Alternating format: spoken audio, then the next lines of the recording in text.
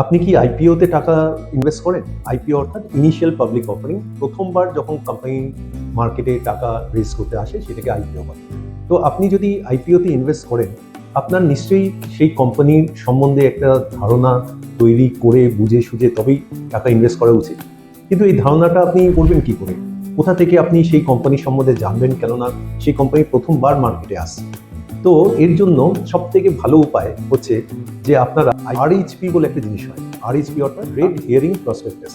তো কোম্পানি যখন প্রথমবার টাকা রেজ করতে চায়, তারা সেবি কাছে একটা ডকুমেন্ট প্লেস করে যেটাকে বলে ডিআরএইচপি অর্থাৎ ড্রাফট রেড হিয়ারিং প্রসপেক্টাস। সেটা ড্রাফট লেভেলে থাকে। তারপর যখন সেটা এক্সচেঞ্জ থেকে সেটাকে অ্যাপ্রুভ হয়, তখন সেটাকে বলা হয় আরএইচপি অর্থাৎ রেড হিয়ারিং প্রসপেক্টাস।